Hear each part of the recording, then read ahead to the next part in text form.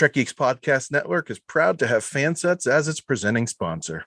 Fansets is the home for amazing pin collectibles with over 400 officially licensed Star Trek pins and new releases every month.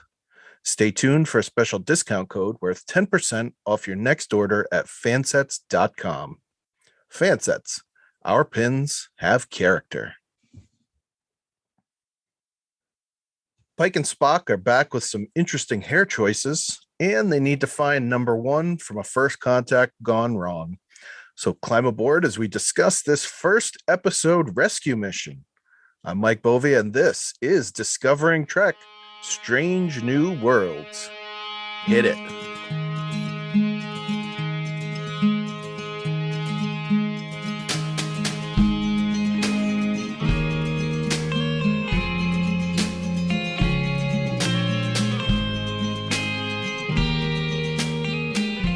Thanks for joining us on Discovering Trek, the Star Trek Universe Companion, presented by Fansets. This is the series we've waited at least 4 years for, if not since 1988, when the Cage was originally released to everybody.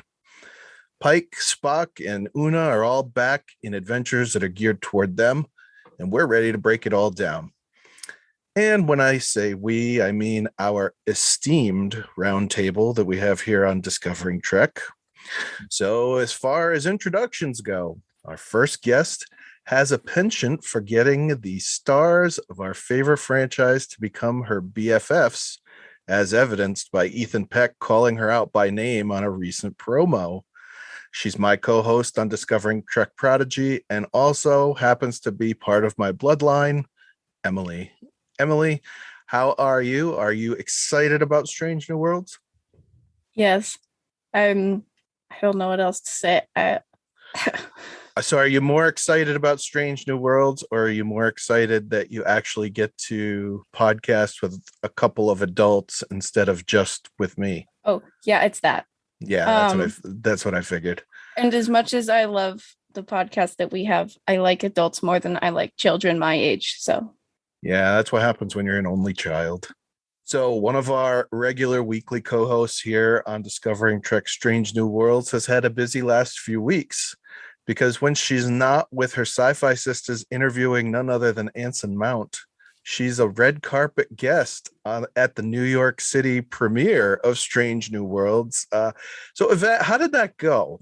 Did you guys have a blast? Well, weren't guests. We actually were working. We were a press. Hey, so I consider it a guest because even if I'm working, like, yeah, I would have been loving life. We were definitely pressed. We out there working, doing our thing out there. It went fabulous. I mean, awesome.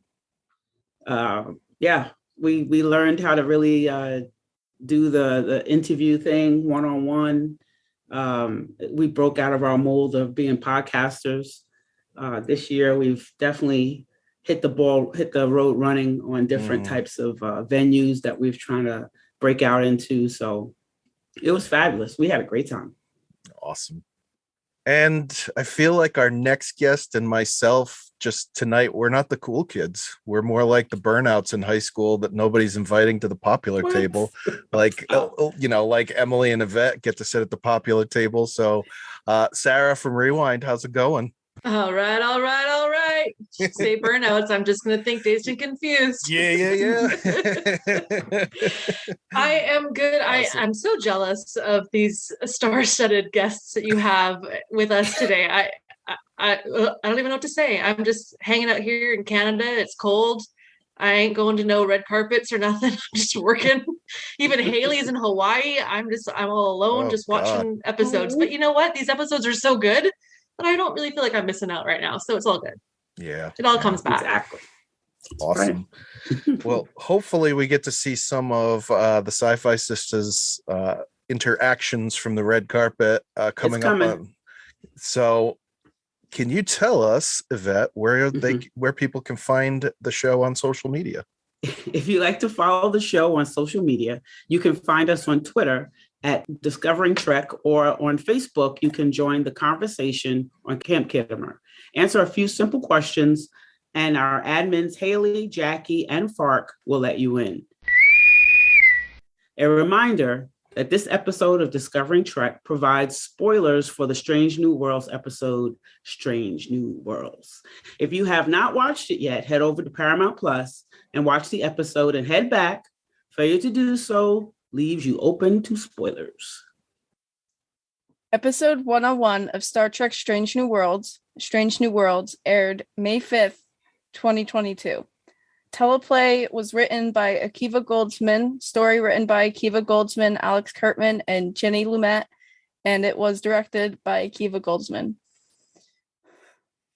When one of Pike's officers goes missing while on a secret mission for Starfleet, Pike has to come out of self-imposed exile. He must navigate how to rescue his officer while struggling with what to do with the vision of the future he's been given. Thank you, Emily. All right, so we get into the breakdown of the episode, and since Sara is our special guest tonight, we're gonna let her go first. Thumbs up or thumbs down on this episode? What did you feel about it?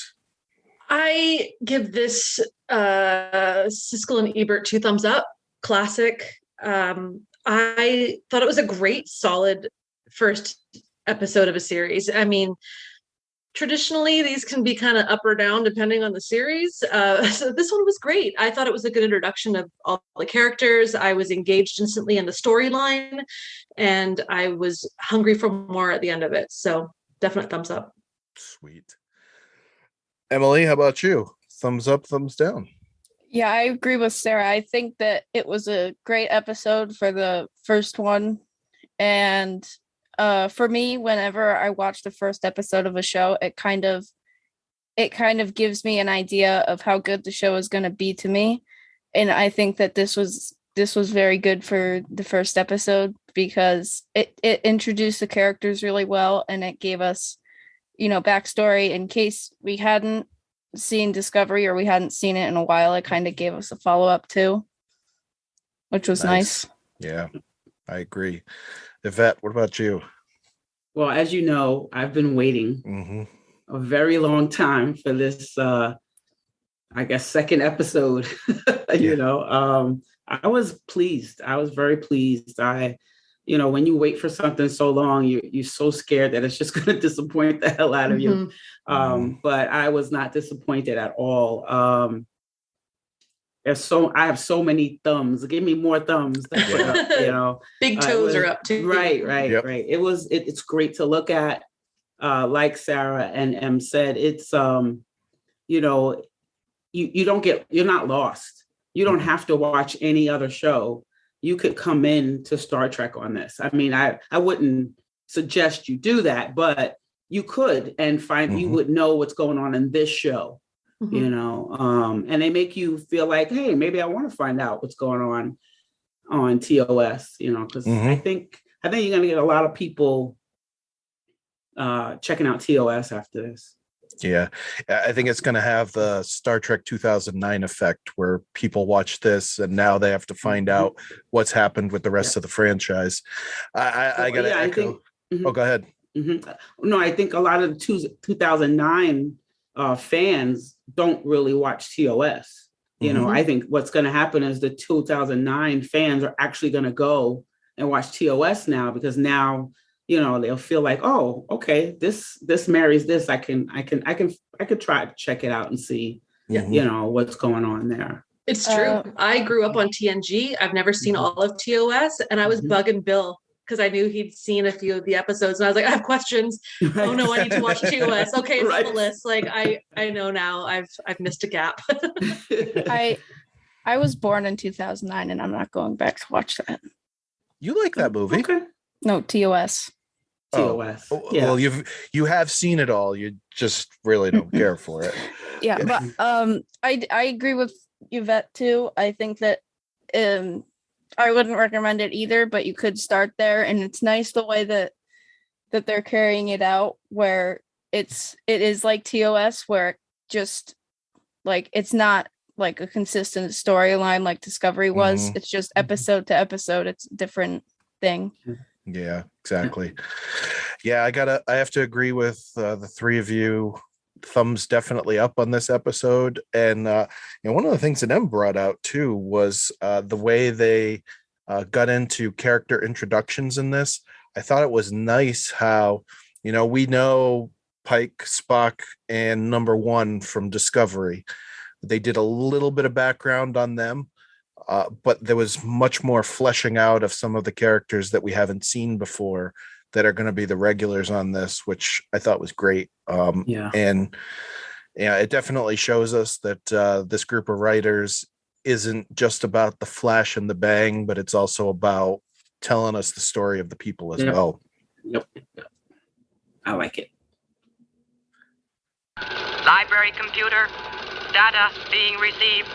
So key points that stuck out to us from this episode. So if you think it's a point that it was important for the episode, if it's just something that you liked about the episode, or even if it's something that you didn't care for, now's the time to bring it up. So Emilie, I know there wasn't much on your list, so I'll let you go first here, and you can mention some of the stuff that you either liked or disliked or thought was important. So the first two I don't think was important at all. I just liked it. I liked how they added the USS Archer and the shuttle Stamets. I think that the Stamets shuttle was definitely at least a little bit of what he deserved for making the spore drive. Mm-hmm. I mean, you mean the spore drive that nobody in Starfleet at that point knows about because it's classified? Yeah, but he still made it. Yes, I know. I also think that it's very interesting that we're apparently going to be creating plasma torpedoes in this century. I really like that. So I hope that I'm alive for that. What are you hoping to do with them? Right. I mean, are you trying to say something about what's going on at home? Jeez. Does she have a lab downstairs? I know, really. It's like in Picard, she has this bookshelf that she moves and it reveals a door to some tunnels. I also thought this was something that I think is gonna be important later on when Spock went into Pike's ready room or quarters or whatever. Pike said, "I witnessed the death of the man I am now," and I think that that's definitely important because he thinks that he realizes that that event was going to change him after it happened, but it's kind of already starting to change him, and it's not necessarily bad that it's changing him, but he sees it as bad. And I think that if he changes his perspective on it, then he can use it to be better instead of how he's seeing it. Mm-hmm. Yeah, let's talk about that for a minute, because I had some of the same stuff there regarding that, especially the point that Pike made about being the death of the man he is, and the end of the life that he knows. I believe part of that line was in one of the trailers or one of the sneak peeks, and I actually saw a lot of people online commenting that. Terrible line because people with disabilities can do things still, but that's really not what he was saying there. He's used to being able to do certain things, right? And this changes all of that. So yeah, it's the end of that life. He wasn't saying that, his life was over. It was the end of that particular part of his life. Right. You're talking about a Starfleet captain. Who knows that his life is going to change drastically. Yeah. And he has to come to grips with that. Like anybody, like a world-class athlete. Yeah. They get a injury that changes them, or they're unable to spinal injury and they can't even take care of themselves anymore. I mean, that's that life that they had for, up until then is totally over. I mean, totally over. Yeah. So they have to think about that. They have to get right with that. And then they have to say, okay, I got to be okay with the next life, or hopefully somebody's going to, I don't even know how you see that and not think what he said or say what he said.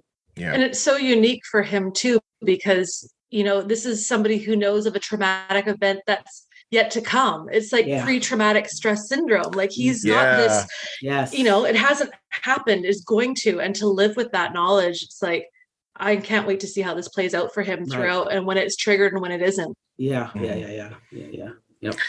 Yeah. And I thought it was interesting that, he was so concerned about it, but Spock said, use it. This is what's going to help make you the captain that you are. It's going to just add to building on this legacy that he's already at this point in his career created for himself. Mm-hmm. Yep. Anything else, Em? I did. I wanted to also mention that I think that I'm pretty sure she was an augment, right? We haven't yet gotten all of the info on that. I'm pretty confident. Well, yeah, by the name. I'm sense. very, well, and the fact that she dealt with that immense pain pretty good, pretty well. I mean, even Spock couldn't handle it. Yeah. I mean, he said in a slightly concerned voice, "I am in incredible pain." Yeah, the pain is excruciating. Yeah. I think that once we figure out more, I think even if we don't figure out the extent of it and everything, I think that that's going to play an important part in development with her relationship with other characters, possibly, and the abilities of what she's able to do. Like, is it something that is like an Enterprise where they're able to do, like, they're technically not human, like they're basically superhuman. Like it's like Captain America in Star Trek. There you go. Yeah. Mm-hmm. Is that what it's like, or is it something different? Right. We don't. What level? Yeah. So what you're saying is, what level is she? Yeah. Yeah. I think that once we find that out, it's going to be pretty interesting for me. Yeah. Yeah. In the shuttle, Pike was reading, because personally, I really like those Enterprise episodes. So. So when Pike is in the shuttle, he's reading like her file. And you don't get to see much. You just see that her name is there. Mm-hmm. And I paused it. Yeah. Okay. So did you see on there that there was a lot of things that said redacted on there? Yes, Mm-hmm. a lot of redactions. It was like a government document. Mm-hmm. Right, ladies? Like Ron's medical files. Yes. Yeah, Ron Swanson. Oh, let's talk about Ron Swanson. Yeah. It's like this is a special episode. Anything else there, kiddo? I had a couple things, but they're not that important. Okay. So you want to save them for add-ons, maybe? No, just I had one thing that I thought was cool. Had the transporter change their clothes, but that's not important. Also, I thought it was cool. Funny that Spock cool. asked for his pants for. Yeah. It was kind of funny. Yeah, you know what? I want to touch on that for a second, because that's something that we're seeing throughout this episode, is that the writers are not afraid to throw some comedic lines in there, which is something that you saw in the original series here and there, was those comedic throwaway lines. I think that's really good, because I mean, let's face it, as good as we have liked Discovery and to some extent Picard, they have been serious and dark, and there's not a lot to laugh about in them. That's why people loved Lower Decks, because there was so much laughter. So it looks like they're going to combine a little bit of that here with a serious storyline and the comedic timing as well. It definitely keeps my attention going with the action and then the funny, because I either watch Star Trek or The Office.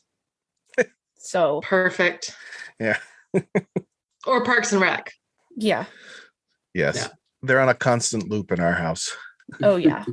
All right, Sarah, How about you? Any key points?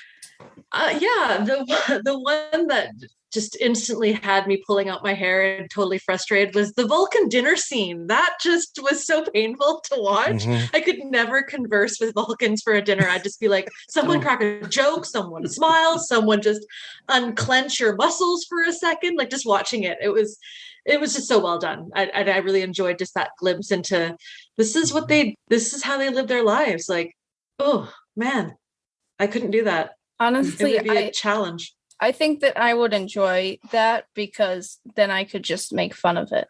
Well, you don't like talking to people either, so. Well, yeah, it would be amazing. A quiet just meal. Sit in silence and eat your dinner. Yep. Oh, wow. Perfect. There's some deep-seated issues with her. The other things that stood out was just, I mean, this is just on a funny side note, but what a good-looking cast of people.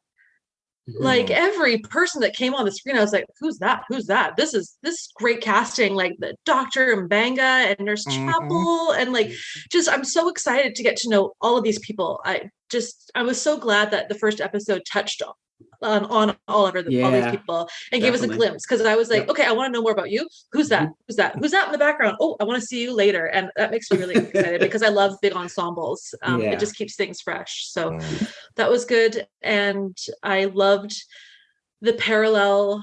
It felt like a familiar episode. It felt close to home because they visited a strange new world, but it wasn't that strange. It seemed very human, Earth-like, and I like that because it's that comfort blanket of this isn't that far away from realistic. This is very realistic, and just the whole scenes that took place on what was happening on the planet, and the breakout scene when they rescued number one. I was like, has that happened at Area 51? Do you think? Like, has there been like a little like hidden secret escape of some aliens? I'd like to think so. So that's my takeaway.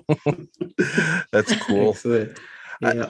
So talking about the cast, side note here, is anybody excited to see the Lieutenant Sam Kirk character at the end of the episode? No. Yeah, me either. No. The one reason that I want to go back to TOS is to watch him die. Oh, ooh, kind of dark. All right, yeah, that is 13. That's 13 eggs right there. I recognize that. Him. So you're just not excited about him. Got it. I also didn't like Pike with a beard. Oh, it was very hell on wheels. I was like, "Where's Call Mimi? Like, show up on a horse too? Right, that'd be awesome." Exactly. All right, Yvette, key points for you. Well, my biggest key point was the episode. So the episode is called Strange New Worlds. And I love that because when we first see Pike, he's watching a classic. The classic is The Day the Earth Stood Still. So I don't think I've ever seen it, but Sabrina, one of the sci-fi sisters, is a big movie buff, and she talked about it. And so I said I wanted to find out more about this movie. The movie is the episode is basically the movie. It's the same. If you watch the movie, you've watched episode 1 of Strange New Worlds. It does not teeter. It does not totter. It is exactly the same right down the thing. Middle. Right down the middle. Yeah. So the handsome alien in The Day the Earth Stood Still is Klaatu. He's tall. He's handsome. His name is Michael Rennie, and he looks pretty much like Captain Pike. You know, Anson Mount and him kind of look the same. And he's coming from this so-called Federation of Planets. He doesn't say Federation of Planets, but there's a bunch of planets that work together, and Earth is acting up. And if they don't get it together, they're going to blow the Earth up because they're not playing that. So it's basically the same thing. You know, he comes down to Earth. He gets captured. They hurt him just like they did Una on the show. And he tells them, you know, you've got to get yourself together. They use atomic energy for their ships. but we're using it to blow each other up. So just like the episode.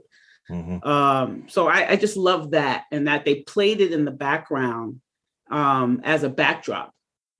Very smart, and just pretty much stole the idea and put it into an episode with our favorite characters. I just love the way that was done. I think it was a love letter to such a classic take me to your leader type of movie. And I just love it because it just brought me back. It's more TOS. It's more classic Trek. It's just that love letter to those fans who just want to just love Trek again. You know, I mean, not saying that we don't love the rest of the series. It's just a breath of fresh air. It's light. Right. Yes. And we need that. The world really isn't light. I need an episode that's light. Yeah. And it can be light, but it still can say some things, because that episode says a ton of stuff. You know, it hits on key major points that we really need to get our shit together. Yeah. But it does it in the Star Trek way that I think we love. It's bright. It looks good, it really, I hope everyone sometime gets to see that thing on a big screen.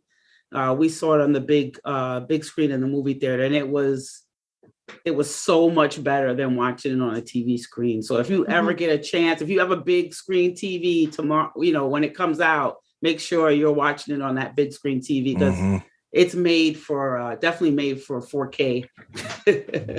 It's just I don't have anything bad to say about this episode, so just keep coming. I loved it. I really did. Yeah. So, I mean, my big takeaway on this, or key point, if you will, was the fact that they tied this planet that they had to go to into Discovery. The last episode of season 2, saying that, what's happening here is a result of them sending Discovery to the future, that they were just close enough to see that whole battle with Section 31 happening and all the warp signatures. And, it was a mistake. And because of that, you get the prime directive at the end. And I thought it was interesting too, how, Pike made the comment, screw General Order 1. This is something totally different. We screwed up. We need to fix this. Which, kind of made me think of the conversation he had with Burnham about General Order 1 and, where do you draw the line and what you need to do. And here he makes that choice to try and fix it. And I think it worked out really well in how we obviously don't know what the long-term side effects will be, but he made an impact on them when he went down there. One other thing that and Emily and I actually talked about this earlier today. So, are we in agreement having Anson Mount do the opening monologue is awesome? Yes. With the theme. Yeah. Okay. That's good. So I thought that was great. This is not a slam on the theme, because I think the theme is great too. But I'm kind of getting tired of seeing them put Nami Malumad as the composer for the series and not let her do the theme. This is the second series that she's being used as a composer. And it's the second series that they're not giving her the rights to compose a theme. Come on. What's the other series? Prodigy. Really? Yeah, she didn't do that? Nope. Why? So Michael Giacchino did the theme for Prodigy, and she is the composer for the series. And then Jeff Russo did this theme, and she's the composer for the series. I don't think that's fair. That being said, both of those themes are great. I love them both. I'm not slamming the music at all, but there's been a bit right. But there's been a big deal made about how she's the first female composer in Star Trek history, but they're not really giving her full reins. So I mean, let's fix that. Let's fix that. Mm-hmm. Yeah, I agree. I don't think that that's fair. I hope that she gets to, if they do what they did with Picard and they change the thing over the next season, or second season, right? Has that been confirmed? They're already filming. Yeah. Okay, yeah. I hope that if they do that, then she's going to get to do that. You're right. It's like she's the first female composer for Star Trek, and it's amazing. She didn't do like the most important part that everybody pays attention to, because the rest of it just adds like drama in the background, and the theme is the one thing that everybody sits through and listens to it and actually gets to enjoy it. Yeah, as is their ringtones. Yeah, exactly. But again, I love the theme. I love having Anson Mount do the Space, the Final Frontier. He loved it. There's a plug for the first episode of Strange New Worlds, Discovering Trek, where Anson Mount talks about his experience being able to do it. But yeah, pretty awesome.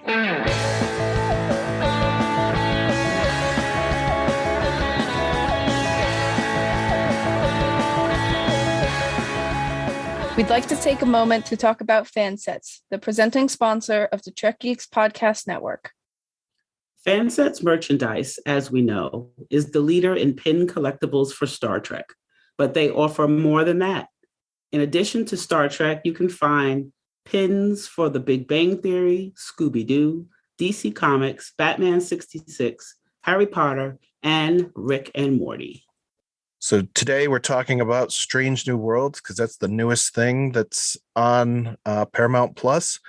And you can go to fansets.com and you can pick up micro crew pins for Pike, number 1, and Spock in their Discovery Season 2 uniforms. You can pick up one of the new style Enterprise microfleet pins, as well as the Strange New Worlds Command Delta in either pin or magnetic form. Now, that's not to say that there's nothing new on the docket from Fansets. As we talk about deltas, they just released the motion picture delta as seen on Admiral Kirk. That's also available as a pin or a magnet. So go over to fansets.com and put a bunch of pins in your cart today. As a listener to the show, you can receive 10% off your next order from Fansets by using the code TrekGeeks at checkout. And remember that you receive free shipping in the U.S. on orders $30 or more. Fansets, our pins have character, and we thank Fansets for being the presenting sponsor of the Trek Geeks Podcast Network.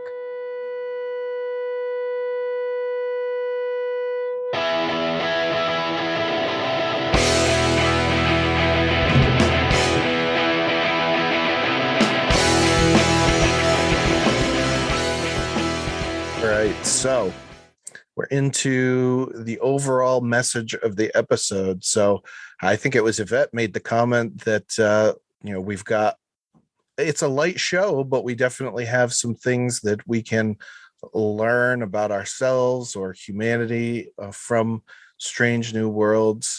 So Sara, our guest co-host today, what did you pick out of this for the overall message? I saw a lot of reference to personal demons in a way and how that's going to play into the series. Obviously, Captain Pike has a lot on his mind with his looming future, but I also got a hint of a little bit going on with Noonien Singh and some stress there, some from her past experiences, and the fact that these people are going to come together with a whole wide range of things happening on the inside that is going to affect how they act on the outside. And they're going to have to come together as a crew and learn to trust each other to be able to function. And I'm really excited to see how that plays out with such a diverse group of people. Okay, Emily, how about you? Overall message of the episode for you?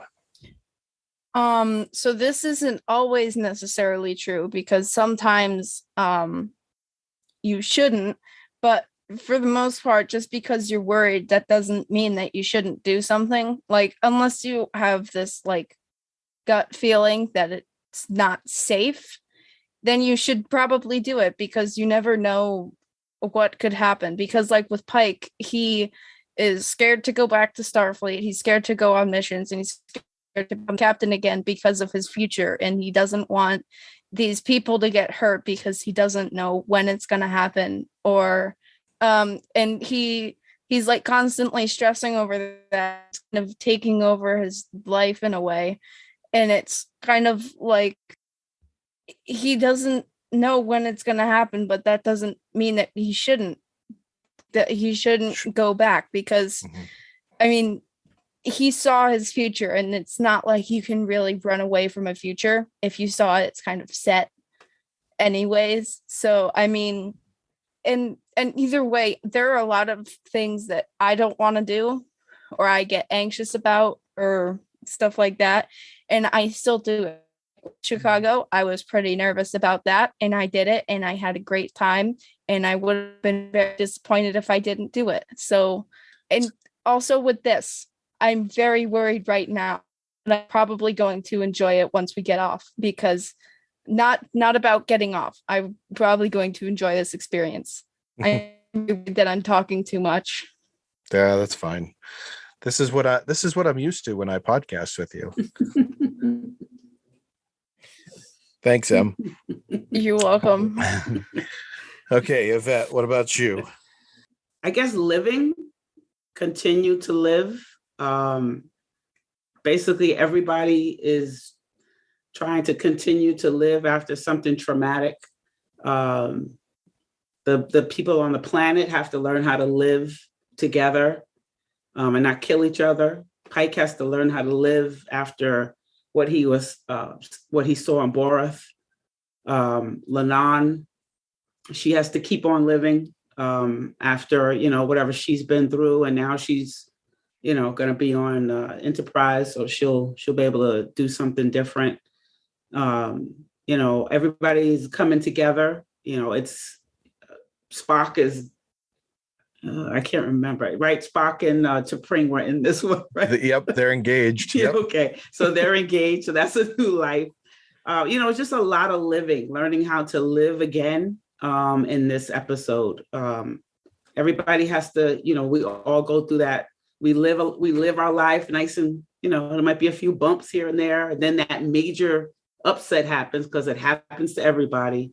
And you have to learn how to deal with it, or let it take you under. And, you just have to, you have to figure out most of them are at that point. What do I do now? What's the next step? Do I let this take me under and I deal with, constant, problems? Or do I just say, okay, how do I work through it? And let me move forward. So, I think that was the theme for me, is that everybody had to learn to live again. So what I took away from this episode is actually a line that Pike said when he went back down to the planet to talk to. Did we even get a name for them? All I got was Kylie 279. Are they the Kylians? I don't know. whatever they are. 279s, yeah. The 279ers. So he said to them, the future is what we make it.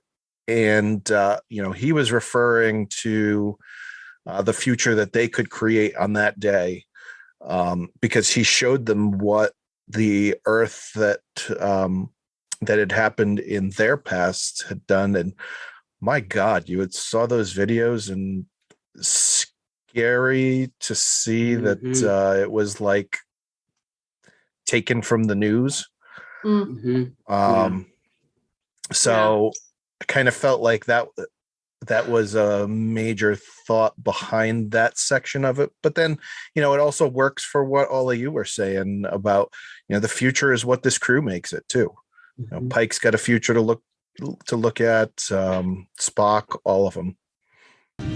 Starfleet Command is proud to present you the Christopher Pike Medal of Valor. So that takes us to our awards section where we do the fake awards that nobody gets, but we feel good about doing it. So the Dundies. Yes, very much so. So Emily, what awards are you giving out tonight?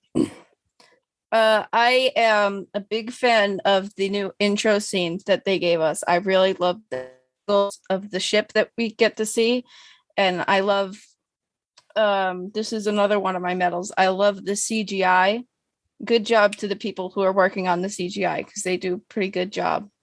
Also, the scores. I do this a lot on our other show, but I love the scores.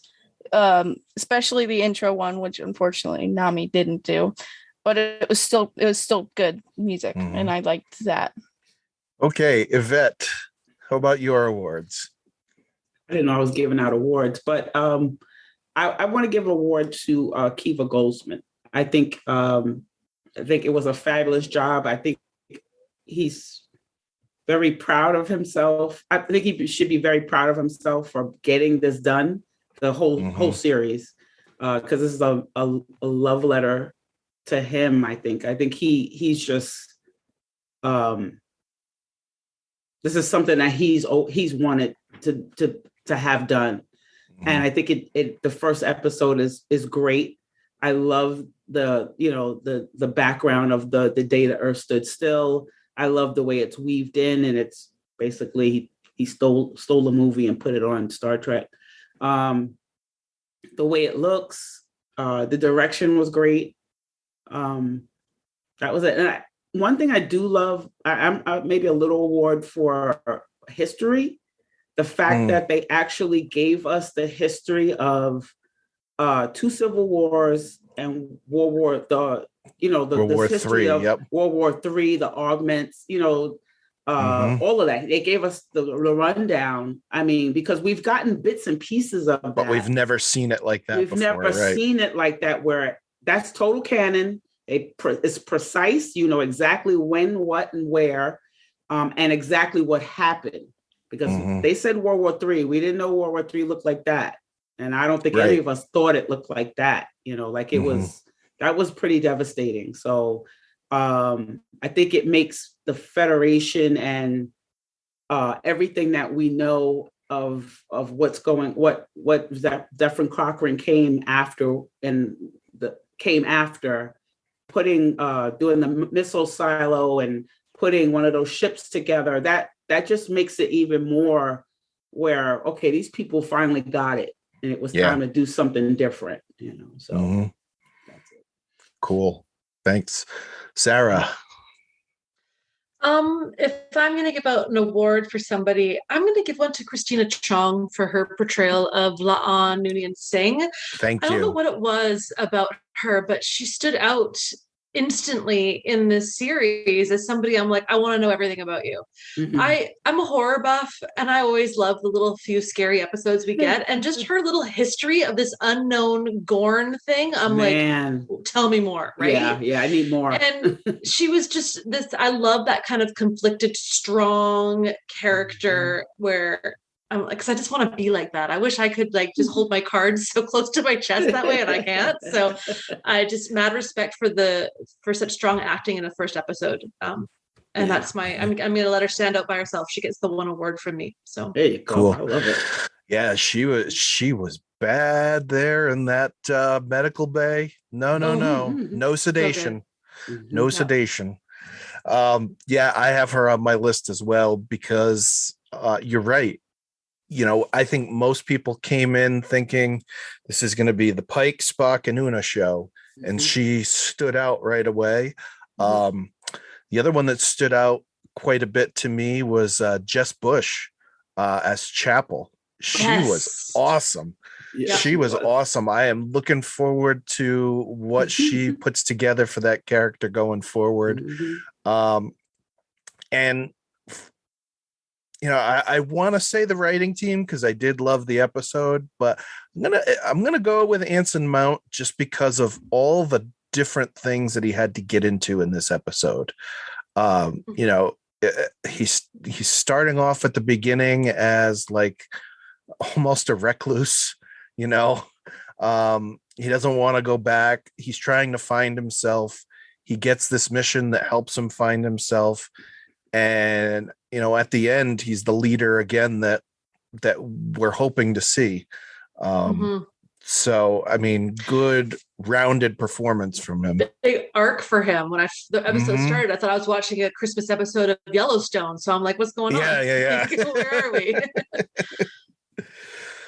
All right. Well, we're talking about arcs.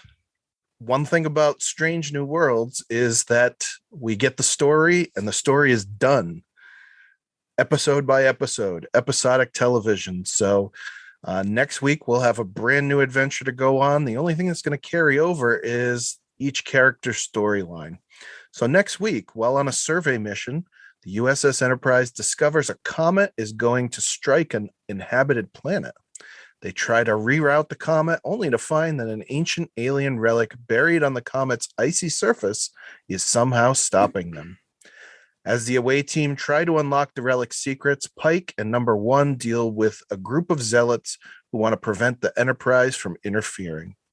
Episode 2 is entitled Children of the Comet, and we'll be covering it here for you on Discovering Trek: Strange New Worlds.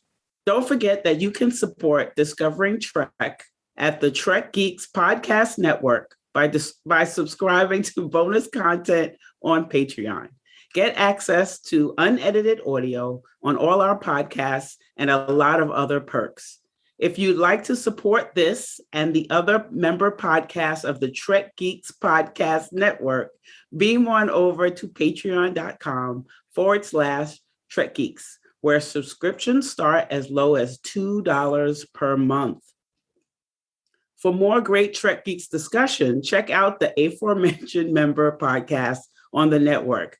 In addition to Discovering Trek, there is Trek Geeks Rewind, Polytrek's 5-Year Mission, Deep Space Pride, Drawn to Trek, Infinite Trek, The Divine Treasury, Sci-Fi Sisters, Science Station 2, with the first link and the newest addition to the network, ConPod, about Star Trek conventions. You can find all these shows and where to listen on trekgeeks.com/listen or by downloading the Trek Geeks mobile app.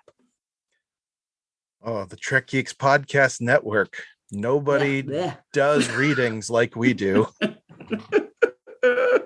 We're now firmly entrenched aboard the Enterprise for this new 5-year mission, exploring strange new worlds, and probably like Uhura when she heard Pike's speech, it's cool.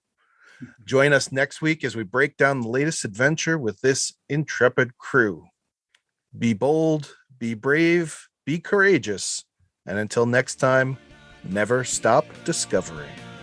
Music for Discovering Trek is provided by 5-Year Mission.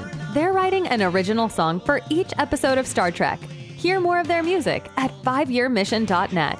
Discovering Trek is a production of Coconut Media Works. Executive producers Bill Smith and Dan Davidson.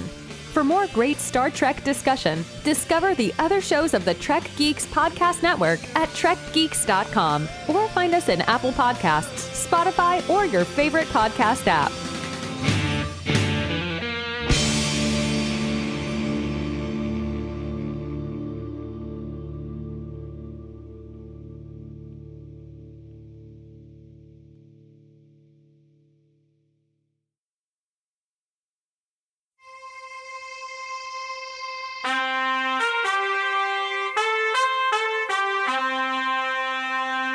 Coconut.